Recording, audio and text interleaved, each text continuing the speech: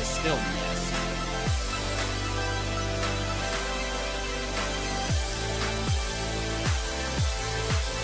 We'll have to come back to this discussion next week. We are pressed for time at this point because Corion's got a For sure. heart out. So let's get to our double feature that we've been trying to get to. We tried last week to do some Alien.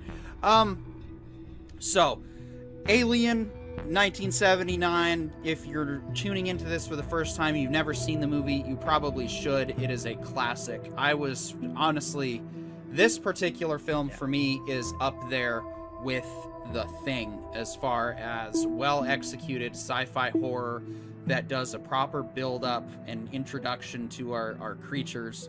But H. Marie, why don't we let you take the floor real quick? Tell us what you thought of Alien. Well, I've never seen this movie until last night. We tried to start watching it last night, and well, I am ashamed to say so, I was falling asleep. But we did turn around and finish it today. I did thoroughly enjoy it.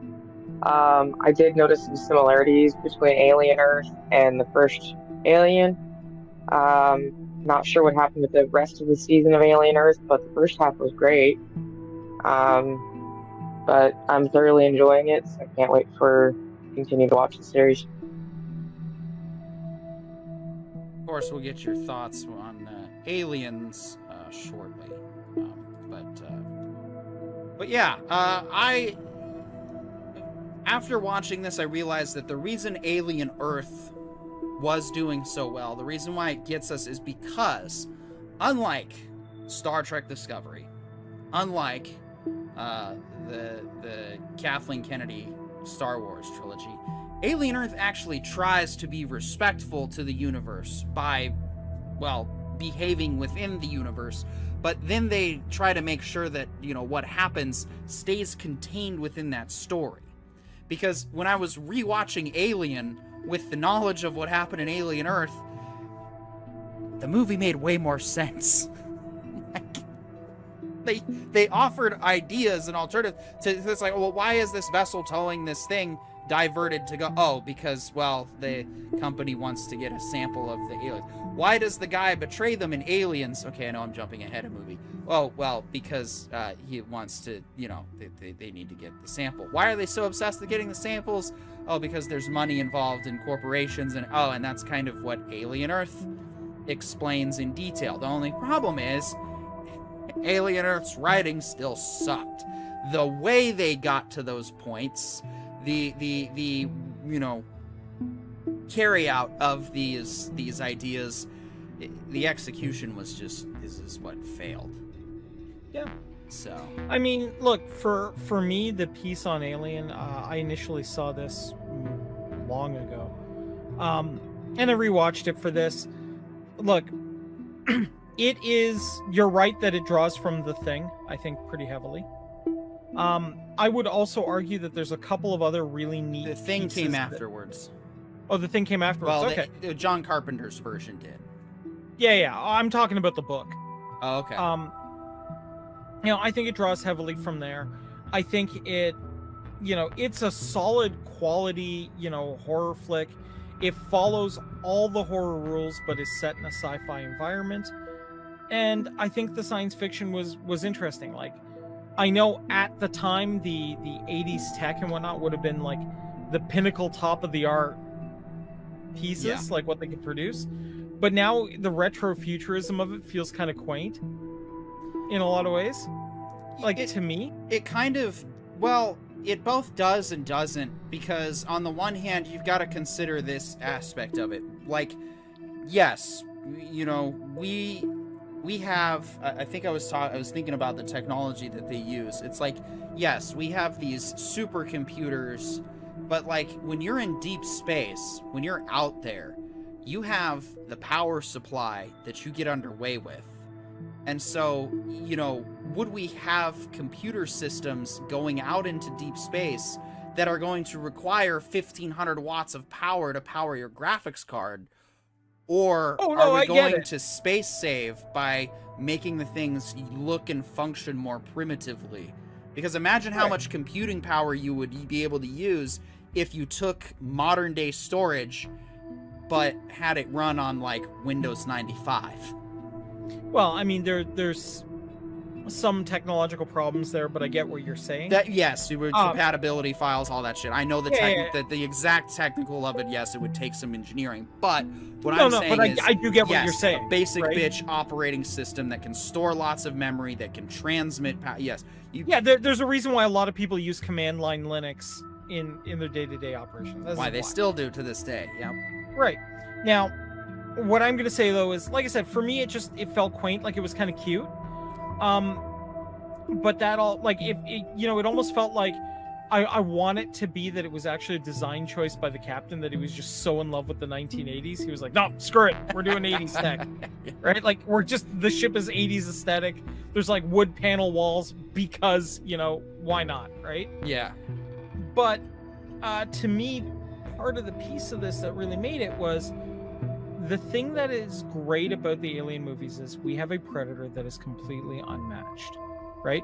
And all the technological advances that we've done, all the enhanced, we've got robots running around that are functionally identical to humans.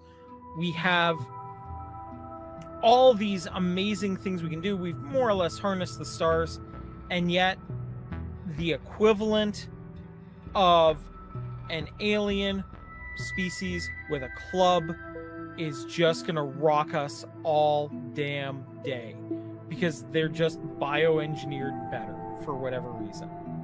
And it's a crazy animal. It doesn't necessarily have an agenda except to exist, and that's... right. And to me, like, that's something very, very good about this, is that it reminds us that, to borrow a line from Vader, don't be too proud of this technological terror you've created. It's nothing in comparison to one angry alien, right? Yeah. One angry force boomer. Anyway. Yeah. John, you said you had dived back into these movies when you started watching Alien Earth. Did you rewatch them again for the show? Oh, not for this episode, because I watched all of them in a row like 2 months ago. So, like, to me, the things that, like, Alien Earth, it's what I said in the last episode. Alien Earth bombed so hard, because if they had done this thing where all of the other stuff happened all the way up to episode 7, and then instead of episode 8 being some form of takeover, and instead it was a final battle, it would have been exactly in line with Alien and Alien Earth, or Aliens, because in Aliens and in Alien, we have this whole time where, like, they think they're gonna win, and Sigourney Weaver survives by the skin of her teeth. And I would have no problem with an end credit scene where Wendy gets picked up and somebody's trying to crack her head as they Jurassic Park explore whatever happened on Research Island, Neverland. Well, and that to me sounds like, okay, that's why she was cybernetic. Of course she was gonna survive, and this makes sense. But instead, they went broke this the rules, well, and the rules were so clearly set. That's the other. It worked for all 3 movies. That's the other thing, and we're gonna go ahead and kind of begin our Aliens discussion. In fact, this will probably just be I don't know why I was gonna split this into 2 segments. It'll just be a single segment of Alien and Aliens, because when you watch them together, you kind of get a feel. Well, first of all, when you watch them together, you get proof positive that you can have 2 directors in a series and still get amazing results. But let's go first to H. Marie. What did you think of Aliens, the sequel to Alien? Definitely more 80s. The visual effects were really good. This is actually the Aliens that I have seen and known due to mostly Bob's Burgers, because I love that show. But there's a scene that they perform in that show that is this movie, and I didn't realize it was this movie, so that was fun to see today. But there's still a meme that is on the internet that we're not sure which movie that came from. So I'm waiting for that now, because then I'll have officially seen all of my Aliens memes and whatnot, and references that I grew up watching and seeing. Yeah. So the thing about it is, it between Alien and Aliens in both of these movies, why are they entertaining? Why are they so good? I think because at the end of the day, both of them hit on very primal stories of the human condition, right?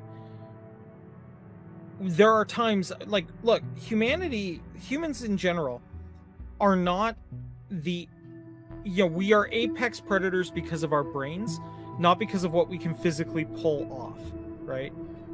Cats are way stealthier, way stronger, like big cats are way stealthier, way stronger, way more adept at ambush murdering something. We have a lot of ambush predators on this planet. We have a lot of other, creatures out there that can wipe us out. And Alien, I think, is a reminder of that primal story of there is stuff beyond the firelights of civilization that will kill you, no matter how smart, how evolved, how whatever you think you are. Aliens, I think, continues with one of the classic stories of humanity, which we have seen in nature again and again and again. Do not get between a mother and its child. And that, I think, is the ultimate message of that movie, is nothing will stop a mom from protecting her young.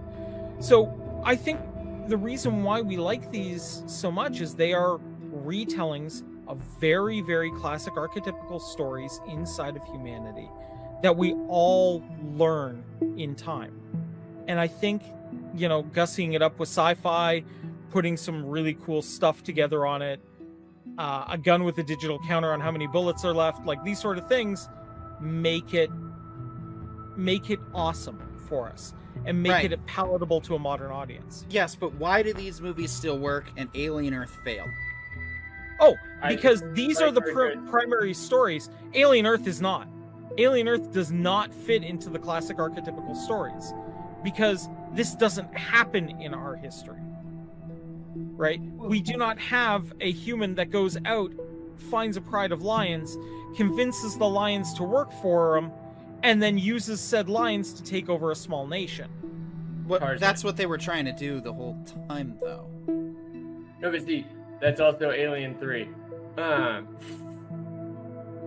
No, but Tarzan also is a story of man wrangling the jungle. Defending his home, yes. Taking over a nation that is not his home, no. True. But also on top of that, it's like the biggest part is, one, she didn't really take over the nation, she just financially and legally took over the nation. So it's like a level or an upgrade in a video game. They say you own the whole planet, but you can't do anything extra. Kind of situation. Right, but it's unearned, right? Right, exactly. And even then, it didn't even feel earned for her. But on top of all of it, it's like, it's the rules. If you are fighting a Fermi paradox, it must end with everybody near dead or in an escape pod with limited oxygen and no chance of survival. Because if there is even one chance of survival, sequel. Guaranteed. Because that is the same thing that happened with AVP. Is like, the predators were sent there to destroy all alien life. And because he failed, AVP Requiem, a predator alien existed. And that makes a sequel possible. And that's why I say, is like, she had to fail. And you can still convince me that she was backed up in her head or backed up somewhere, and somebody wakes her up to ask her what happened. And it's a Sigourney Weaver wake up 200 years later. We found you in cryo sleep, something like that. I don't care about that part because you have to figure that out for the sequel. But now I don't even care about the sequel because the way you ended it was an end of video game reward. She is king of the world, but also all of the doors that weren't working still don't work, and all of the gates that were locked are still locked, and she can't walk through any of those doors because the story's over. So the point that I'm trying to make and trying to bring up is, the reason why, like I said, Alien Earth was working for me was because it didn't try to come in and change the universe. It tried to bolster it. It tried to back it up. It tried to be a solid part of it. And so for the attempt, it was definitely there. But the problem is the execution failed. It fell on its face because the writing was not nearly as good. The character actions and decisions in Alien and Aliens make perfect sense because the circumstances are there that they have to overcome.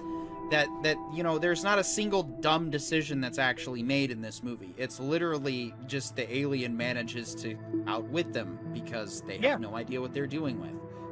Whereas in Aliens Earth, we have a science vessel that was specifically dispatched to go and find these creatures and contain them. And the most just dumb luck of circumstance unravels in every single episode, not just before the ship crashing, but also just everyone being stupid and having to be stupid because the plot needs to be so. It's like it suffers from Star Trek Generations syndrome. So yeah, that's like, this is what we do on this channel. We pick apart the writing, and that's what we hate about Alien Earth in the end, is the writing was just not there. And the stupid thing is, I know how to fix it in 5 minutes. It's real simple. Now, they have been pulling this entire time on Peter Pan, if you will, mythology, right? So complete the story, right? Have the crocodile, the ticking crocodile, eat the bad guy, have the crocodile be shuffled off into its own thing off to the side, and then have everybody go home changed. Lillard or Teller, sorry. And when Peter comes back to try to recruit Wendy for another mission, Wendy says, "No, I have a life now, and you can join me in that life instead of being part of this monster land." Yeah. Lillard or Teller swipes the 1 crown and comes in with, "Hello, like and subscribe." Good advice, Lillard or Teller. Good to see you too. Thank you. Appreciate the support.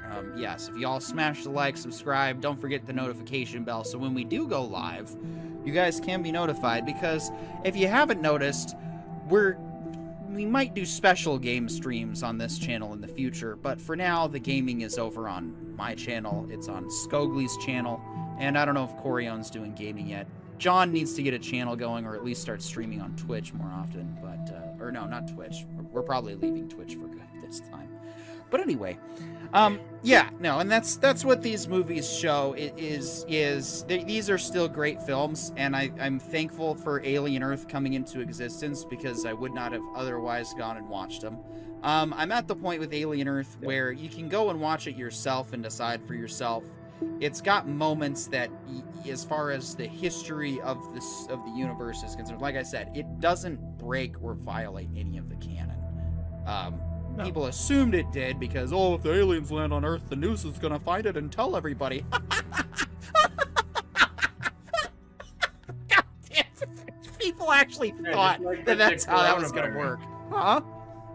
Just like with the coronavirus. Yeah, exactly. Yeah. Hey, listen, if you believe that your news is telling you absolutely everything that's going on, take a look at Illinois. Yeah, I know. Well, and some of the counter arguments that people were making of just like, eventually the people would find out. They'd tell the truth. I'm like, if the corporations control the world, nobody's ever going to know anything. You're going to have like 8,000 different realities going on. Well, that's kind of what we have right now, actually. But I'm going to be honest. That part was actually sealed because when we found out that the majority of people around the scientists were sentients that he had built, it was like, that's how nobody's ever hacked his code. Nobody can read dumb. Well, and like dumb or is even a just very secure. It's so ridiculous how the aliens would never be public broadcast. Have you not seen how they suppress the reality of aliens in our reality? They've done a pretty damn good job so far. Even if you don't believe in alien life, I will give you this. The only reason why the Gulf of Tonkin event was found out to be a complete fabrication was because a different administration was taking revenge on the current administration. That's it. Politics. Okay. The only reason why we found out that the entire Vietnam War happened because, somebody was like, no, we need to make justification to get into this thing to fight communists. The only reason we found out was because of the current administration that was involved when it came out said, you know what? Screw these guys who are saying that these guys were better than us. We're going to prove that they were worse. And that's the only reason why you found out. And a board of directors of a corporation is never going to tell you that because they're never going to want to admit that any of their previous members screwed up. Yeah. To answer your question, Lillard Teller, we are talking about both Alien and Aliens, the movie, because we wrapped up Alien Earth. H. Marie hadn't seen any of them, so we got to get her thoughts on both of the films and compare and realize that the Alien and Alien movies still hold up to this day. They are great, just masterpieces of works themselves.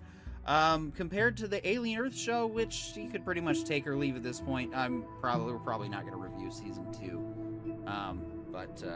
Yeah, need to rewatch some. Might as well, man. I think next week we're going to be doing Aliens 3, and I think that's going to be it for the movie portion. I don't think we have anything else going on next. We'll have to double